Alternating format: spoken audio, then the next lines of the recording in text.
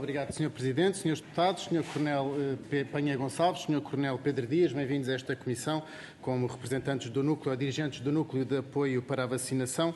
E a primeira palavra que eu quero deixar é não só a todos os homens e mulheres que representam do Exército Português, mas também aos profissionais e às equipas nas mais diversas áreas que prestaram um serviço público irrepreensível, com muito sacrifício pessoal, durante as diferentes fases da pandemia da Covid-19 e que devem aqui ser reconhecidos. A minha primeira palavra vai para eles. Depois, Sr. Coronel, a minha segunda palavra vai também, como fez o Sr. Coronel propriamente no início, de fazer um pouco a linha do tempo desta Task Force. E nós não nos esquecemos que em fevereiro de 2021 se demitiu o Dr. Francisco Ventura Ramos por irregularidades detectadas pelo próprio no processo de seleção de profissionais de saúde e, na altura, também existiam vários escândalos na seleção de alguns políticos próximos, mais ou menos próximos a algumas instituições governativas, a algumas câmaras e a alguns partidos, nomeadamente o Partido Socialista, e que, de facto, na altura, o André Ventura, o líder do Partido Chega, afirmou aqui no plenário da Assembleia da República que Francisco Ramos se tinha demitido porque queria poupar o governo de uma grande vergonha para que não nomeasse um substituto pelo cartão de militante e sim pela competência. E foi aí que entrou o Exército, também expondo um bocadinho a incapacidade da DGS, do Ministério da Saúde e até do próprio Governo, e então o Governo teve que deitar mão do Exército, que sabemos nós que é especialista em logística, e, portanto, deitou mão da instituição militar, do Exército e da Marinha, da Armada, nomeadamente do Sr. Vice-Almirante Henrique Gouveia e Melo, que veio então colocar as coisas no seu devido sítio. Depois, em setembro de 2021, o Sr. Coronel Carlos Painha Gonçalves foi nomeado pelo foi nomeado pelo responsável também por este núcleo de apoio à vacinação. Colocou como objetivo a institucionalização de normas e a simplificação dos sistemas.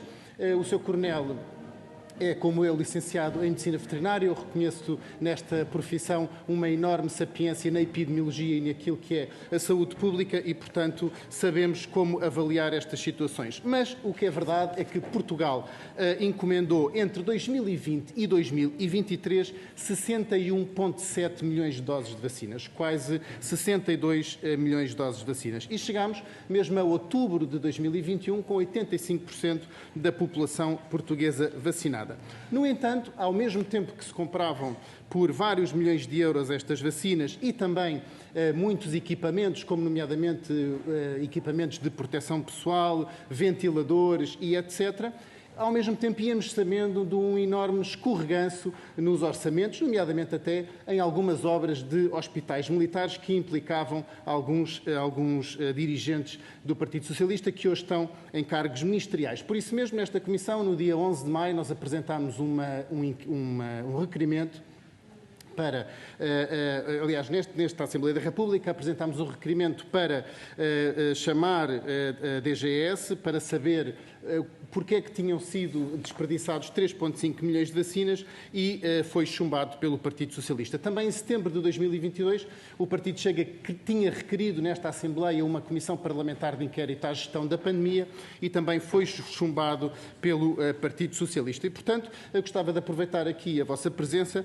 para nos contar porque é que, de facto, foram desperdiçados 3,5 milhões de vacinas que custaram muito caro aos bolsos dos portugueses. Foram entregues cerca de 40 milhões de 61,7 milhões de doses encomendadas. E, portanto, como é que estamos neste caso e se no futuro vai ser salvaguardado o desperdício de vacinas. Queria também, para terminar, Sr. Presidente, só falar nas reações adversas. Existiram 39.135 notificações de reações adversas, 8.500 muito graves e 142 óbitos, ou seja, 142 pessoas morreram por uma reação adversa da vacina de Covid-19. Gostava de saber como é a sua avaliação avaliação neste desidrato. Existem outras coisas que também correram menos bem, mas guardarei para a segunda ronda. Muito obrigado, Sra. Presidente. Muito à mesa, faz favor. Obrigado, Sr. Presidente. A Sra. Deputada Lúcia Dias disse que a extrema-direita, não sei qual é o partido que a Sra. Deputada está a chamar de extrema-direita, mas eu acho que não há nenhuma extrema-direita aqui nesta Comissão.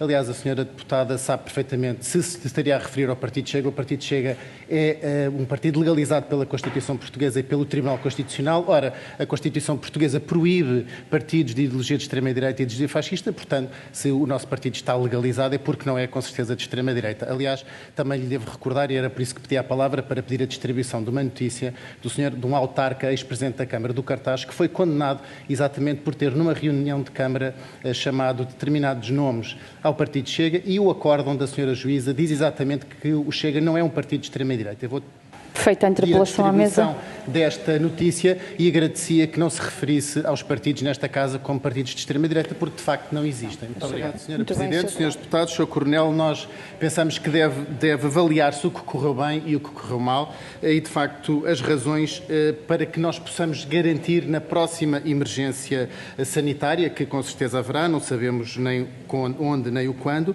mas temos que saber se estaremos prontos para a defesa da população, das instituições de saúde, da economia e dos profissionais que trabalham na linha da frente de uma forma diferente que não seja fechar toda a gente em casa e arrasar com a economia. E, a nosso ver, muitas coisas correram mal, Sr. Coronel. Primeiro, a comunicação sobre a pandemia e sobre as medidas de saúde pública nem sempre foram claras, houve confusão e houve desinformação.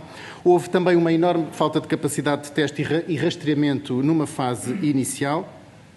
Houve falta de equipamentos de proteção individual para os profissionais de saúde e trabalhadores essenciais, aliás, os próprios trabalhadores e profissionais na vacinação. O SNS viu sobrecarregado e sem resposta para, sobretudo, durante o segundo pico da vaga, aliás, o pico da segunda vaga, para outras condições de saúde. Houve uma falta de clareza, aliás, uma mudança até de 180 graus para o uso obrigatório de máscaras, que primeiro davam uma falsa sensação de segurança e depois passaram absolutamente obrigatórias. Houve uma falta de coordenação entre as diferentes autoridades de saúde em Portugal. Houve uma pouca resposta à emergência que não devia ter sido preparada nos momentos da calmia e não apenas no fim, na preparação eficaz das várias vagas. Podemos também falar no alívio das medidas no Natal de 2020, que ninguém estava à espera, mas que já se ouviam vozes de especialistas dizendo que esse alívio das medidas no Natal de 2020 poderia ir a aumentar os casos e dar origem a um novo lockdown, e foi realmente isso que aconteceu.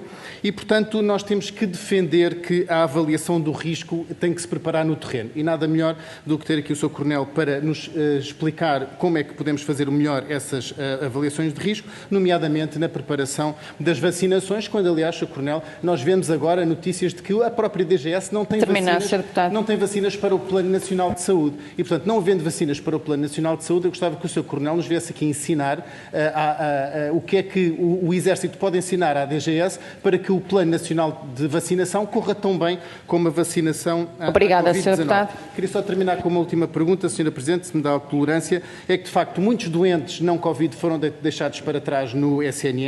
Isso originou uma enorme mortalidade extra-Covid. O Partido Chega entregou aqui também um pedido de Comissão Parlamentar de Inquérito ao excesso de mortalidade não Covid.